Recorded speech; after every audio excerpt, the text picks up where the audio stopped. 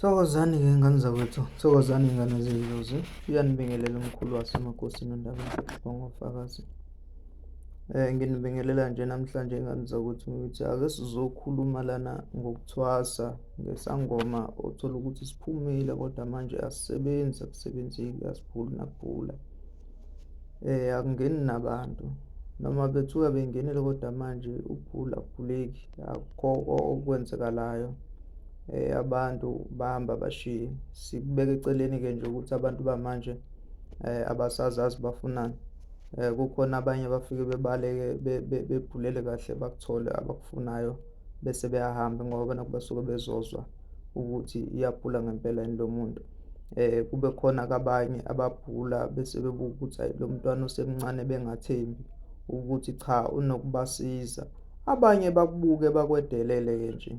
Hhayi ngoba nomunye umuntu eza ngoba nakho ezobuka ukuthi isigodlo sakho sikanjani, ezobuka into yena ayithandayo esigodlweni sakho, noma abuke ukuthi yena ufuna ukuba umuntu oklasi noma onesigodlo esihle. Khona phela abantu abanjalo abafuna ukuthi nje bona uma befika esigodlweni sisihle, sisihle, sibuka sisihle, siklini, sinalokhu nalokho. Okusalayo kukodwa iy'ngane zakwethu, asidalwe ngokufana, izimiso zamadlozi abantu ayifani. Khona abanye abantu abaney'godlo ngisho ezithola ukuthi zingaphandle kwekhaya. So mhlasimbe kukhona indawo ethize umuntu ahamba njalo ayokhuleka kuyona olwandle, uthola ukuthi kuyisigodlo sakhe esinye sesigodlo zakhe lezo.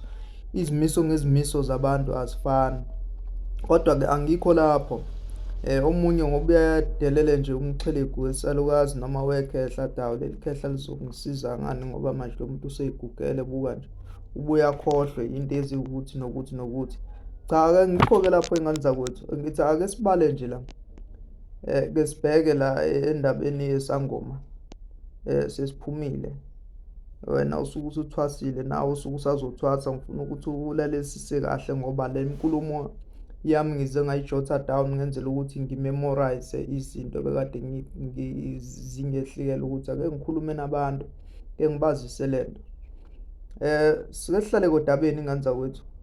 Lana sokhuluma into eyenza isangoma siphume ekuthwaseni singasebenzi, kube sengathi isangoma esiphuphile.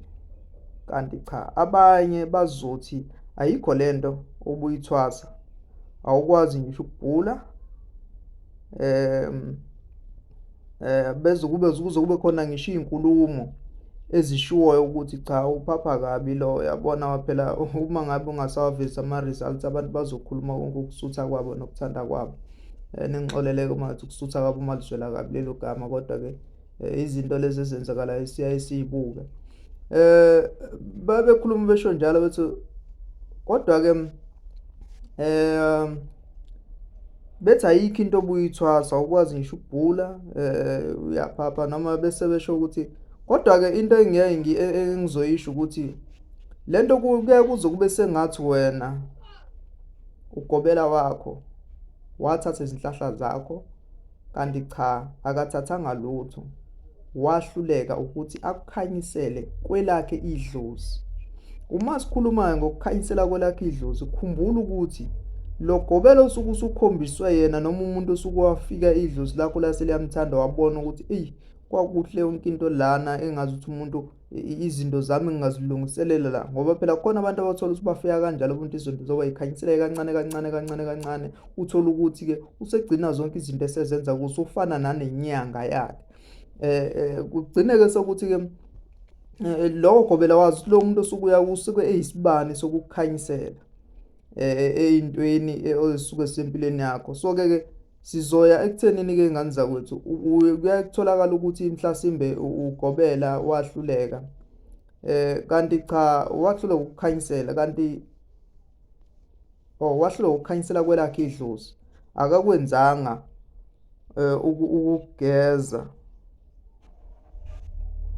akakwazanga ukugeza ukugeza idlozi lakho, ngenxa yokuthi phela akakwazanga ukuthi axhumane nalo noma akaxhumene nje nalo straight yena. Kunezinto-ke ezibalulekile eziyaye zenziwe for ukuxhumanisa idlozi lomuntu. Okokuqala nje, umuntu uyaye abike ekhaya kuwena osuke uzoba nezinto, kunezinto nje eziyaye zenziwe ngoba if kuthiwa ukhishwe yidlozi lakukhipha lathi bhabalala wawela emzini womuntu, baye bebike abantu basekhaya abasuke besele, ibona abasuke begcina lowo mbuzo ngoba ngiyazi khona abazosho ukuthi hawu, kuyaye kubike bani-ke uma ngabe umuntu ekhishwe yidlozi kanjena kanjena lemkhombisi. Kubika abantu basekhaya kuyibona bona bakhona basekugcekeni bethi hey, umntwana oyibani bani-ke simtholile endaweni ewukuthi kwenzeka u-1 no-2, sitholile ukuthi sicela ukuthi kini nimkhanyisele indlela zakhe zibe zinhle zibe mhlophe. Lapho besho nawe usuke usushunqusele impepho yala ekhaya, wakhulunywa nedlozi lakho seliyazi. Sebeyobikela la madlozi amanye asekhaya. Asekhaya. Ake ngiqhubeke-ke ngingagxili kakhulu kuleyo ndima leyo. Kwesinye isikhathi-ke ngani zakwethu kuyenzeka uthole ukuthi ugobela unezigubhu zokulanda amathwasa ngezizwe. Niyangizwa? So ugobela owenza kanjalo ayikho into ozokuthwasisa yona, ngoba ufana nokhetha izincwadi zokushayela engakufundelanga ukuthi uzofundisa kanjani ithwasa. Lento-ke iyayibiza ekuthenini-ke ayikho into angayenza ngaphandle kokuthi naye alinike izigubhu lelo dlozi lakho. Shuthi izogubhuka ngey'gubhu awusezukukhuphuka ngendlela wena e-natural. Shuthi wena awusezukwazi ukuthi wena usense wena by yourself, ukukhula wena ngokwakho unless ukukhule lezi y'gubhu zakho lezi ey'suke zikhona.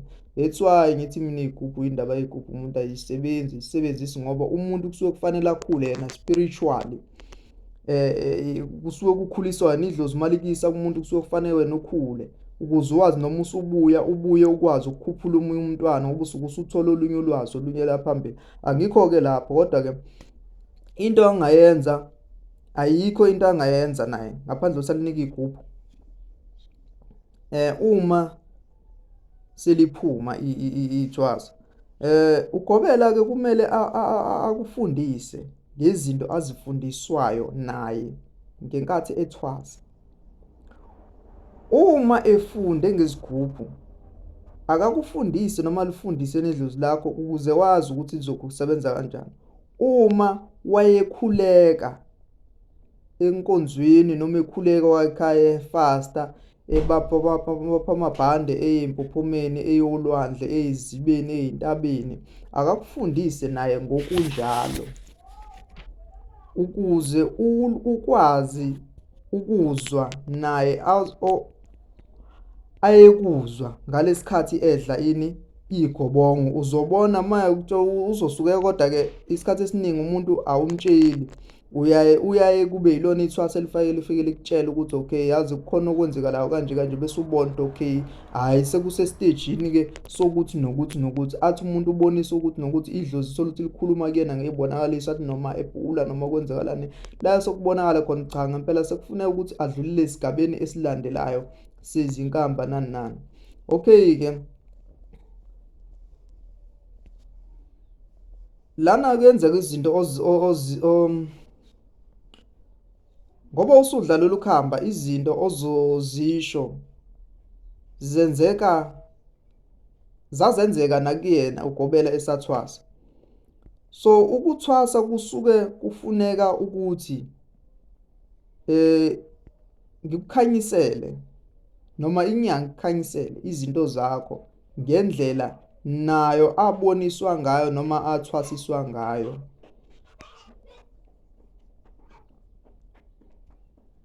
Kuyakufanele ukuthi-ke abe njengothisha ugobela wakho kuwena, ukuze ukwazi-ke. Abantu abaningi khona abantu abangakwazi-ke ukuba ukubheka le ndima ukuba uthisha.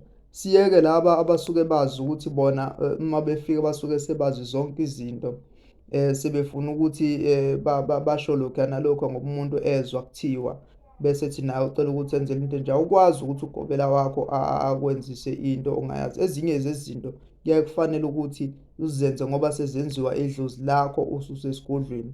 Ngizokhuluma nje in fact about me, mina okwami kunezinto engakwathi uma ngizenza ngihlale ngizibona isibonelo-ke mina ngami, ngoba ngifuna ukwenza isibonelo ngomunye umuntu engingamazi. Kunezinto ezinye esuke umuntu esezenza vele-ke kuyenze ukuthi uma usuphumile kuba nezinto idlozi elisuke lizokutshela zona. Lana usuke uzokhanyisela uzobe ubhaqa, inyanga isuke iwuthisha efana nesitebhisi ikukhuphulele ibangela elilandelayo, ikuhlanganise nedlozi lakugezela. Okay, ake siqhubeke. Ukuthwasa kusuke kufuneka ukuthi ngikukhanyisele izinto zakho ngendlela engaboniswa ngayo. Ngibe njengothisha wakho, wena ukopele kumina noma ukopele kuye ngedlozi lakho. Uma linamandla-ke idlozi, kukhona elizokushintsha noma lizokwenza ukuthi ushintshe impilo yakho, ishintshe ngokushesha. Kukhanye konke, liveze namandla ukuthi wena uphothule, liveze lokhu nalokhu. Sometimes-ke ezinye izinto ziyaye zivele kanzima, ungathi njengoba yithi liveze namandla ukuphothula bese uthi uma kungasenzeki lokho bese uthi hhayi kusho ukuthi kumina hamba wrong. Cha, linda, izinto nezinto ziyalinda. Ngoba idlozi uma selenze njalo kusuke kukhomba ukuthi amandla vele yinto elinayo, esuke selidinga ukuthi nje wena uklineke. Into-ke esuke ishoda la kumuntu, kusuke kushoda umuntu nje kuphela osuke ezokukhanyisela bese liyakhuphuka idlozi kuwena likukhanyisele, kusuke nenkungu esuke ikuwena ukuze lisondelane nawe, likubonele eduze. Yonke-ke leyo nto isuke ibangwa, le nkungu isuke ibangwa noma wena usuke uvimbelekile ngenxa yezichitho, ubuthakathi osuke ubona kuwena, ukulala nabantu abasuke benesinyama, amashwa abantu besuke bengagezile, nokunye nje okuningi okusuke kubalwa okusuke kuyizinto eziyizinyama esuke zikuvimbela ukuthi wena ungabi nokuphila noma ngabe kunjani. So-ke ngani zakwethu, please note that ngithi ake kunothise nje ngoba abaningi abantu abanokuyitshela ukuthi umuntu mangabe emncane akasuke lutho, noma ngabe kuthiwa isangoma umthandazo umncane una 10 years, unabani years, usuke esokunokwazi lo muntu ukukhanyisela uma nje enesiphiwo sokukwenza lokho. Yekelana ukudelela abantu abasuke bebancane. Sengikhuluma yena laba abadelela abasuke bengakwazi ukubona izinto abangakambuleleki, noma abanale ngqondo ne-mentality, ngoba phela khona le mentality esuke ikhona kumuntu yokuthi umuntu mangabe esuke emncane abantu basuke bengenzi lutho. Angeke ngize ngibasola-ke futhi ey'khathini zamanje sekukhona izangoma eziyinqwaba ney'nyanga eziyimbumbulu, abantu abasuke bengazi lutho. Shona kumuntu usondele kuyena ubone ukuthi yini le asuke iphathisiwe. Umhlole nje umbheke ngazinto zonke, ziningi izinto ozoyibona uma ukuthi umuntu usuke ephiwe ngempela izinto uzokwazi ukuthi akusize. Noma ngathiwa-ke Nkosi yami-ke ncane ube nenhlahla, uma-ke ube nenhlahla wayo kuyena lowo muntu, noma ngathiwa mncane noma ngathiwa mdala noma ngathiwa ubukeka enjani edililekile kwabaningi noma kunjani, kodwa uma enesiphiwo lowo muntu usuke ezokusiza singani zakwethu. Ilokho nje bengithi ake ngikubeke phambi kwenu. Ngiyathemba ukuthi abantu abaningi bayakuzwa, bayakulalela, bayakubona. Sengiyozwa ngani-ke sihlangane kwi-comment section. Don't forget to subscribe on my YouTube channel. Umkhulu wasemakhosini lo Ndaba Enhle exoxwa ngofakazi, umntwana othwasele kwintombi kaMayeza eganele kwaNtobela okuthiwa nguMakhosi uNtobela. Naye engithemba ukuthi abantu abaningi waqala eno-14 years, hayi ukuthi ngithemba ukuthi ngiyazi waqala eno-14 years ukusebenza. So lezi zinto engiyaye ngiyibuka talking from experience, noma ngabe kuthiwa ngimncane kodwa mningana iminyakana esiyabalwa ingaphezulu kwe5 ngisebenza abantu. So izinto eziningi ulwazi ngisuke senginalo ingane zakwethu. Thokozani-ke ingane zakwethu, Please note that umkhulu akasoze ehlezi azi yonke into. Kunina enisuke nibuza amaphupho ey'ngane zakwethu. Linda, ubhalile ku-WhatsApp, wabhala kuphi kuphi, wafona. Umkhulu uma ngabe engekho ku-space, linda uphinde ubuze ngesinye isikhathi.